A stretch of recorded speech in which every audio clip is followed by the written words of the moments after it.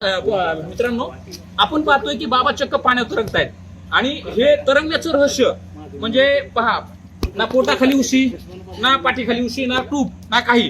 हे असा विशेष चमत्कार आहे. बाबाजी केस सोडून असे एकदम पाण्यामध्ये किती वेळ झाला असे तरंगतायत. बाबा, हे तरंगण्याचं रहस्य काय आम्हाला जाणून घ्यायचंय. महाराष्ट्रात अंधश्रद्धेचे खूप मोठे पेव फुटलेले आहेत. पाण्यावर तरंगणारे बाबा अनेकांनी पाहिले असतील. त्यांनी केलेला दावाही तुम्ही सगळ्यांनी ऐकला असेल. मात्र त्यांच्या या दाव्यात कोणतेही तथ्य नसून किंवा यात कोणतेही रॉकेट सायन्स नसून हे सराव आणि योग साधनेमुळे सहज शक्य असल्याचे मत सम्यक संस्थेचे कार्यकारी संचालक आनंद पवार यांनी पत्रकारांच्या कार्यशाळेदरम्यान केले आहे. तरंगणाऱ्या बाबाने केलेले अनेक दावे यामुळे फोल ठरले आहेत. पाणी हा पंचमहाभूतांमधील महत्त्वाचा घटक आहे. याच पाण्याला आपण जीवन असेही म्हणतो. पण जेव्हा एखाद्याला पोहता येत नाही तेव्हा त्याला मृत्यूचा सामना करावा लागतो. तसेच पाण्यात हातपाय हलवणारे आपण अनेक जण पाहतो. सराव योग साधनेतून हातपाय न हलवता आपण पाण्यावर कितीही वेळ राहू शकतो हे आनंद पवार यांनी प्रात्यक्षिक करून दाखवून दिले आहे. त्यामुळे बिना हातपाय हलवता तासनतास पाण्यावर तरंगून राहणे शक्य असल्याचे पवार यांनी सांगितले. जलयोग आणि हवेतील योगाने संपूर्ण शरीराला ताण मिळत असल्याचे ते सांगतात. अनेक बाबा करत असलेल्या दाव्यात तथ्य नसल्याचे देखील पवार यांनी सांगितले.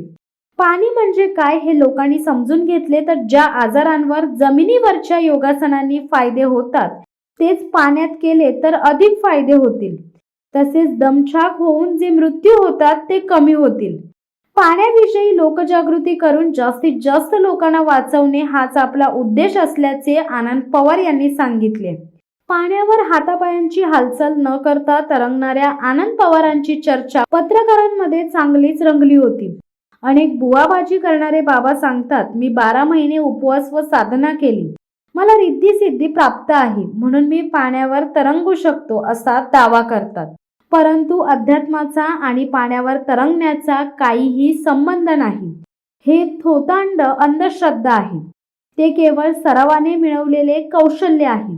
त्यामुळे हा कुठलाही चमत्कार नसून या अफवांना बळी पडू नये असे आवाहन देखील आनंद पवार यांनी केले आहे.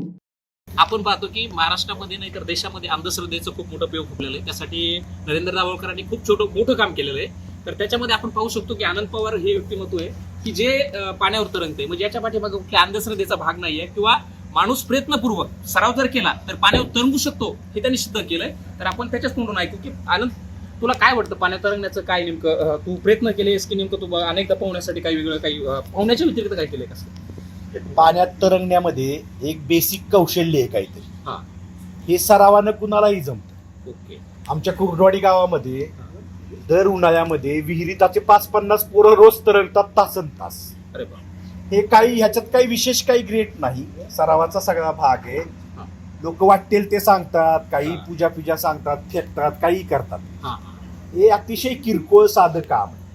त्याच्यामध्ये काहीही वेगळं पण नाही, कसलाही चमत्कार नाही, काहीही नाही.